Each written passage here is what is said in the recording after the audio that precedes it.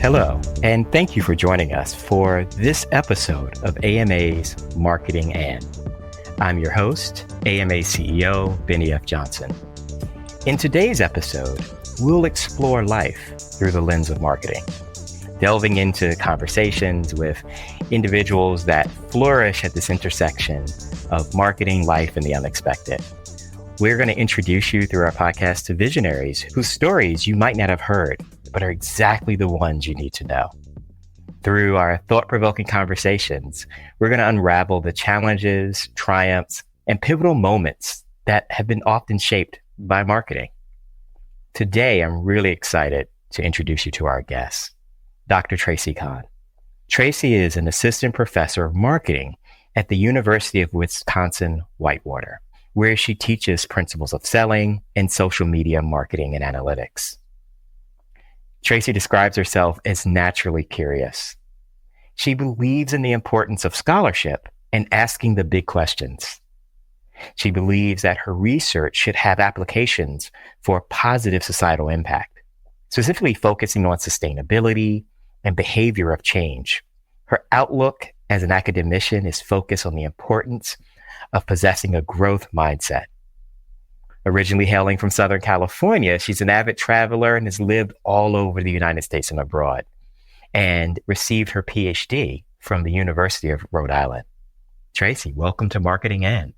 Wow, thank you. Thank you. I'm so happy to be here and I appreciate this opportunity. Well, it's really exciting to have you here to talk about, life and marketing from the perspective of a young professor. So just a little bit, you're growing up in California. So are you going to tell me, when you were 10, did you decide that you were going to be a professor of marketing? Absolutely not. How did this journey really begin? No, absolutely not. When I was 10, I thought I was going to be a lawyer, actually. Okay. I thought I was going to be a lawyer. I thought I was going to be on the pre-law track. I thought when I started college, I would do law. And I kind of backed up into this profession really just through a love and a search for things that interest me and catalyzed me to action and to learn more about a variety of things. So when I was in Southern California, I did not foresee myself living in Wisconsin, right? Okay. And at the age of 35, I definitely saw myself living in a bunch of different places. But if you had told me the Midwest, I probably wouldn't have believed you. And so it's been a wonderful journey. And it really started as an undergrad. Okay. So when I was an undergrad, I was studying global business and I had studied abroad and I lived in Spain for a little bit and I was traveling and I had a bunch of wonderful experiences. And when I came back, I was talking to a professor and at the time, California was experiencing a lot of droughts. Okay. Right. And I couldn't wrap my head around this idea that at that time we were pumping water from the Colorado River and using it 5 times before it was put back into the Colorado River. And this was just in California. And I couldn't believe how we as a society, especially in Los Angeles, were using somebody else's water when we were surrounded by ocean, right? And this really started a love and a search for understanding, well, what is environmental science? How does it work? And how can we really focus on sustainability? And then from living in Spain, I decided I wanted to do something different. And I had some family in New York City. And so I just picked up my life and decided I was going to do like a Carrie Bradshaw type thing and moved to New York City. And I worked in fashion for a little bit.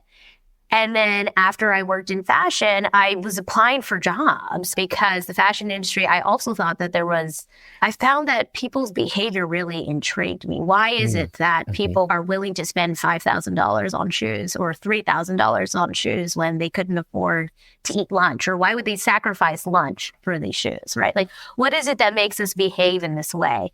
And so I really just became really interested in consumer behavior and buyer behavior. And at that time, I started to apply for jobs in different industries and I applied to the tech industry and I got a job. And so I just picked up my life and moved to Arizona. I'd never even seen Arizona. I'd never been east of the outskirts of California, basically. I'd been to Vegas a couple times, but never been to Arizona. And I started building advertising programs for a small mid-sized companies, and I did a lot of business development there. And I learned a lot about how companies worked, but I also learned how to build comprehensive and important and impactful digital marketing campaigns and programs. And then I decided I was interested in all this data that we were collecting. And so then I got my MBA in data analytics. And then while I was there, I had a mentor, and my mentor was actually a part of the PhD project. And I had taught one of his classes while I was covering for him on vacation. And he said, when he came back, I heard that you rocked it. Have you ever thought about becoming a professor? And I said, no, I'm just really interested in the data. Right. I just want to do my research and like call it a day. And he's like, that's what it is to be a professor. And I had no idea. Up until that point, I had never thought about that. I didn't think that this was an option or a career path for me. And he told me to apply to the PhD project. I applied, I got in, and I went to their seminar where I learned a lot about what it means to be a professor. And then I applied to a few programs, and then I got into the University of Rhode Island, and the rest is history. Wow. It's really powerful when we think about those moments in our lives, those inflection points in which mentorship matters. And it can be something as simple as you said, as a professor that you're working with, seeing something in you that you can't see yourself. And so I'm curious, even in this kind of journey, the PhD project, and we've been partnered with them for many years, is an incredible program with the goal of increasing representation in marketing and business professors and in the profession. But I'm curious to your thoughts going into an MBA in analytics as a woman of color. Talk a bit about that experience, even getting started. It's a rare space to have a woman of color doing an MBA in marketing analytics in the tech sector. It was definitely an experience. Whenever I looked around, there was nobody that looked like me. And I think part of the reason why I was so touched and my life changed was because of this mentorship from my professor. Right. And he saw something in me, but if it wasn't for him encouraging me and telling me, hey, like, you already have the analytical skills, but there's not a lot of people who have your insight. You've lived all over the world. You speak multiple languages.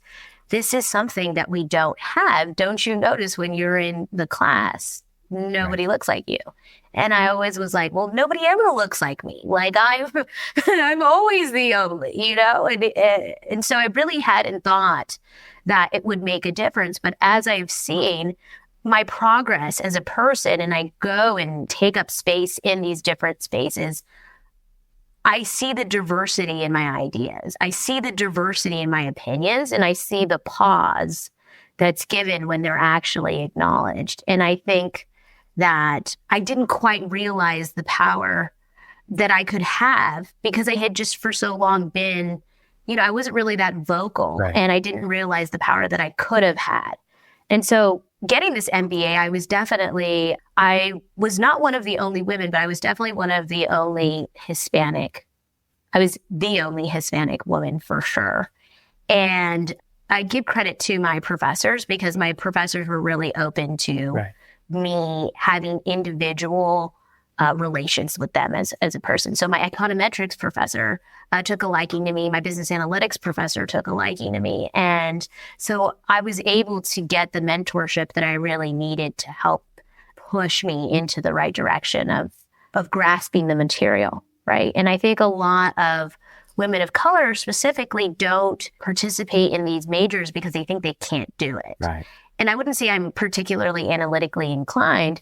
I just kept pushing and pushing and pushing. And as women of color, we tend to be very resilient people. And if we just give ourselves the opportunity, we will get through to the other side. I think it was one of those instances where I just kept pushing and pushing. And no matter how much pushback I got, I just kept pushing through it and pushing through it. Yeah. So when we think about life as a continuum, you're now the professor, right? So how have your conversations changed when you look at the students from an undergrad or graduate level who are transitioning on the same path with you? How are your conversations now? I push all of them, especially the women. I push them. You know, I was just talking the other day. I asked everybody in my class to raise their hand. How many of you invest in stocks? How many of you know what's going on with ETFs? And how many of you participate in finance or know anything about financial literacy. And in a class of 35, Right. 40, 2 gentlemen raised their hands. And I said, girls, like, what is going on? Like, Right. what are you doing? And they were just like, one of them just was like, I just don't like numbers. And I was like, but numbers, when they add up, like, that's how you get the money. Like, that's how Right. much you know how much money you have. I'm like, you don't necessarily need to be, I'm like, I'm not telling you to do high level statistics. I'm telling you to add the numbers. I know you can add. I know that. I was like, if you buy things, you make an assessment as to the quality of the item, how long it's going to last, if it's worth the price. You're doing the same exact thing, but with companies. Right. How is that different? And, a few of them like stopped and paused and were like, you're right, it's not that different. I was like, it's kind of like buying clothes, but these clothes are going to appreciate, right? Right. Most of them, you would hope, right? I talk to specifically my students of color. I push them to go outside of their comfort zone. I push them into tech if I can. I have them participate in sales competitions. We have a very strong AMA chapter at our university. So I push as many of them as possible to participate in AMA and sales, to be able to network and get these soft skills that I think a lot of us weren't able to develop. And so from the professor side of things, we really I talk about, artificial intelligence. I talk about how social media is changing and impacting us. I talk about our privacy, our data, how that impacts them. So I try to keep it lively, and they're, to their credit, are very engaged and excited to talk and discuss. One of the things that I always find when we're talking about the future, it's important to talk about the future and see yourself in it, right? And the space in there, the topics that you're bringing in are bringing students from where they are today to you have an active role in this future. Absolutely. Whether it's topics that are outside of your space, you have an active role there. And we talk about that mentorship or that example of encouragement. One of the things I did want to call out is you were also the recipient of the Valuing Diversity PhD scholarship from the PhD program, which, we talk about having a mentor assist you, but there's also very real conversations about financial and kind of celebratory pushes that drive us forward as well. Absolutely. So the Valuing PhD scholarship I actually also got from AMA, and then, which thank you for that, by the way, but it largely was focused on this idea. So I went to this school and it was a PWI, which is fine. But when I was struggling when I was in my PhD program, and anybody that's in a PhD program has struggles, and they can range from academia to interpersonal relationships to relationships with your advisors or your professors, right? Right. And when I signed up, or I tried to get counseling, one of the women in the counseling center told me, I had told her, the struggles that I was facing, and she told me that, well, it sounds like you should find somebody in your own community. Wow. She said that to me. And I took a moment and I realized that the woman that I was talking to after I had just poured out my heart and soul could not differentiate herself or could not see, because I was not suicidal, right? Because I didn't have these overarching, I didn't have a eating problem or what. I didn't have these quote unquote serious issues. She felt that I should find somebody within my own community. And I told her, this is my community. Right. What makes you think that it's not? And I very quickly asked for a new therapist. But then I had a conversation with the head of counseling about, this is kind of a really crazy experience to be having, to somebody to sign up for help, and then this is the response that they receive. So I wrote a grant and I submitted it to the College of Business, and it was about bringing a healing circle specifically for women of color to the university. Wow. And it was just a space where we got together, and I wrote a grant, and I found somebody, it's called Glow Tree Circle. and Poetry Assembly, I think it's called. And the facilitator really just brings topics of self-love and self-worth and struggles and brings it into this space with women of color who can talk freely about their experiences, right? So I had this experience, but then I wanted to figure out, well, if I'm having this experience, but I'm an educated person, right? And I have the wherewithal and I have enough age to know that I can respond to this feedback in a positive way, right? I can make change. So what I did is I wrote this grant and I got money and I brought it to the school and we were able to have this healing circle. And this is essentially the things that I'm really passionate about is how can we have these conversations?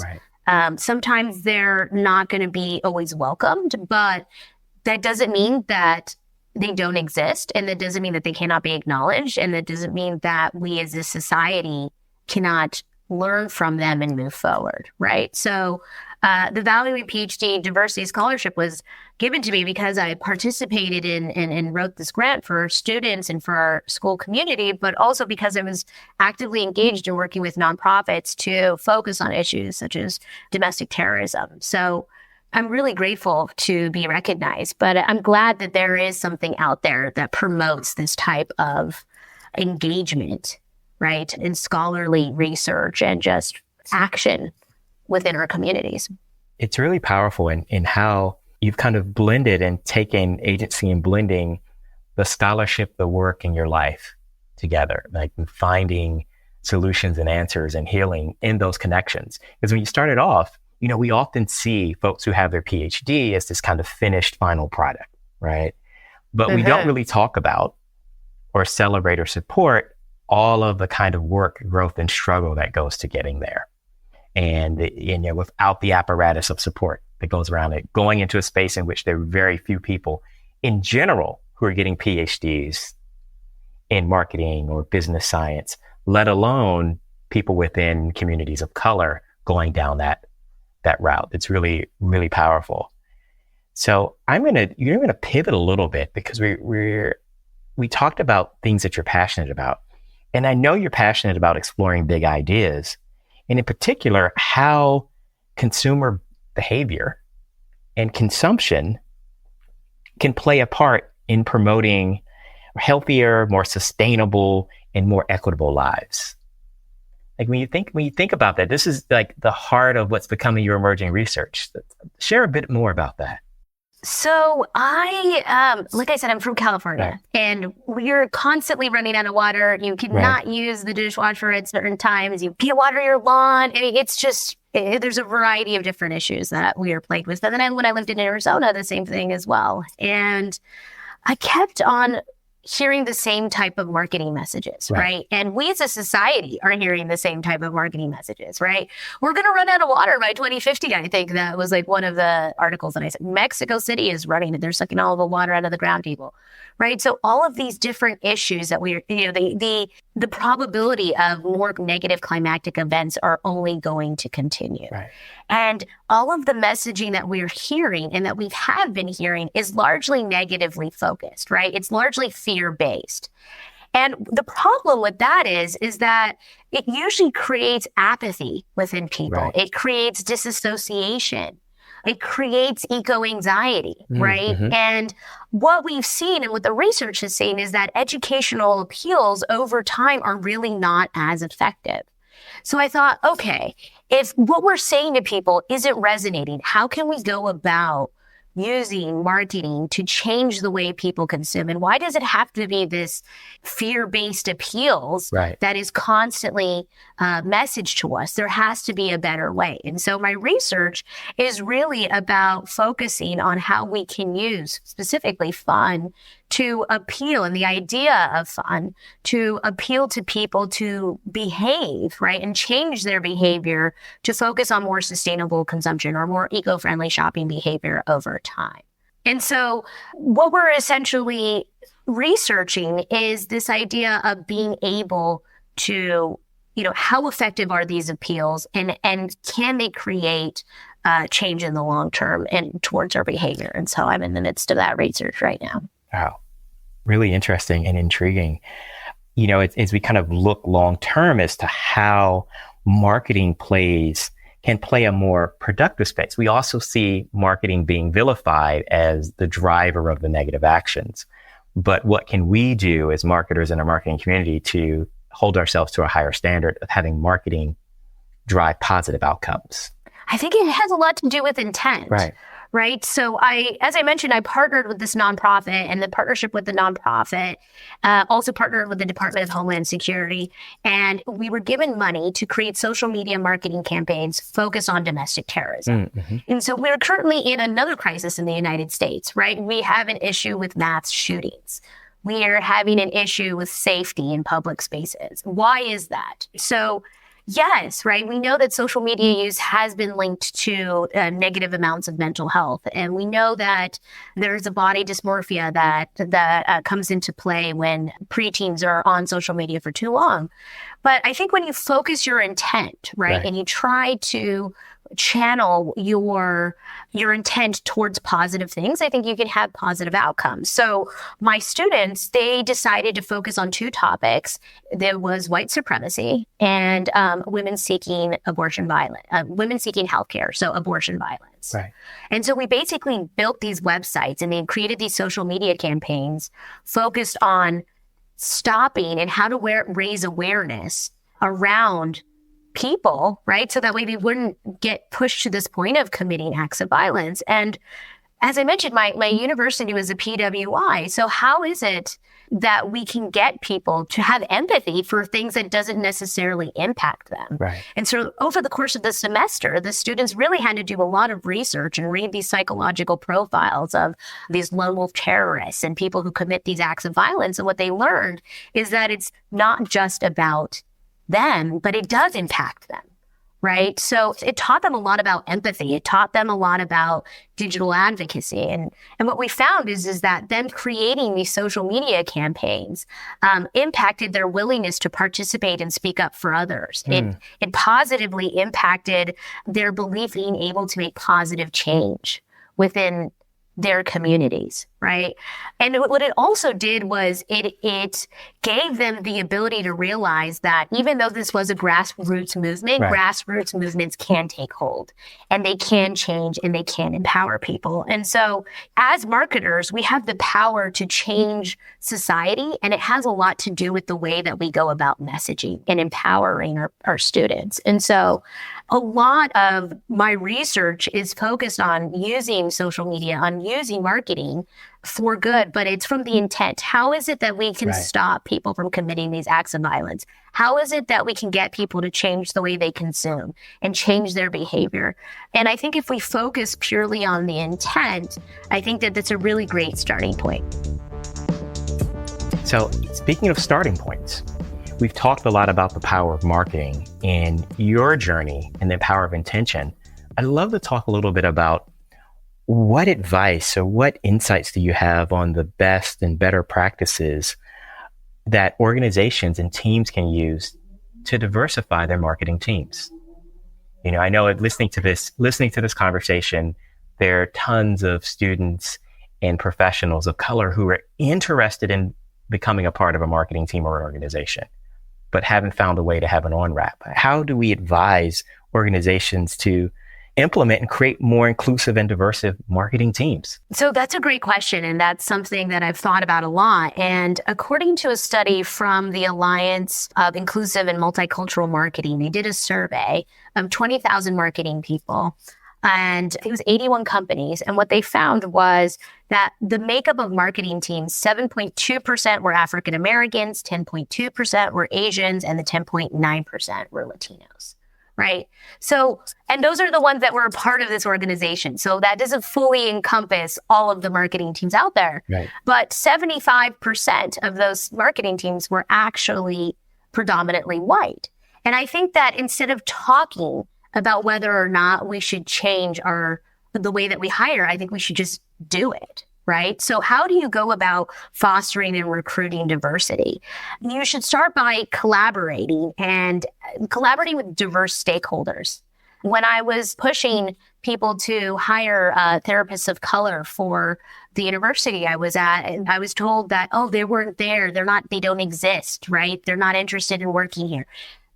It's about putting yourself in spaces. Right. So are you going to join Latino communities or marketing communities and get people from there? How is it that you're going to go about facilitating this? And I think one of the big issues is you need to have inclusive imagery. You need to have inclusive words. You need to celebrate diversity.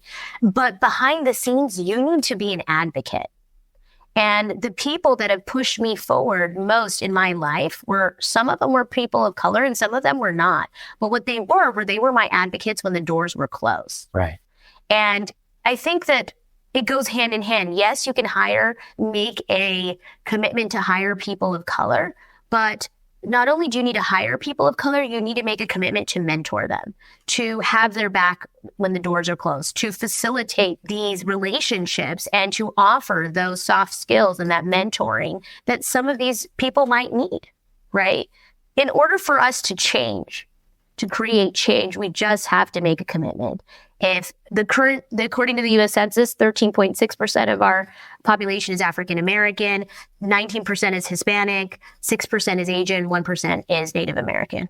So you should take those numbers, right? And literally, okay, so the next 5 people need to be 2 Hispanic people, 1 African American, whatever it might be, right? To fill in what that might be. And the reason is because those diversity of perspectives will phenomenally improve your marketing messages. Because right now, often they don't resonate with everybody. Right.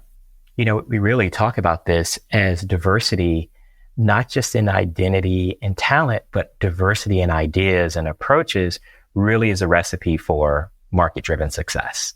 Really, it's basing in there. One of the things I loved is when we first started talking and we welcomed you to the podcast, you talked a lot about how this is important for you to give back. And, in our conversation and hearing about your journey, you're kind of a representative of what it means to kind of grow and thrive in unexpected ways in marketing. I'd love to ask in this moment, this podcast is going to come out in the giving season, and we're aiming to have this out on Giving Tuesday. One of the things that we've been doing is trying to encourage the support of efforts that we do at the AMA Foundation around supporting scholarships and resources to give back. Talk a little bit about just what you see as importance as giving back as a scholar, as a marketer, as an academician who's really focused on the future. We always hear different places and organizations that we can give back to. And we have a limited amount of money and time and resources, right?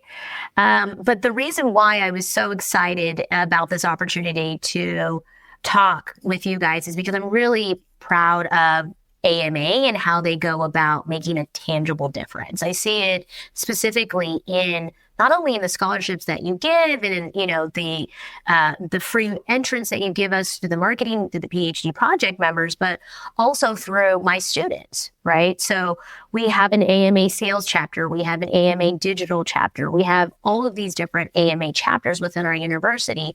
And the skills that my students leave with, they are so much more equipped in the future to have presentation skills, sales skills, digital marketing skills, all of these things that they wouldn't ordinarily have. And so I think that when you give and you have this opportunity to give time, money, or energy to an organization, you want to see what is the tangible benefit to society. And I think that AMA specifically with our young people, specifically in fostering diversity and inclusiveness, I think they do a wonderful job. And so it has improved my life and it will continue to improve the lives of my students as well as myself into the future. And so give what you can.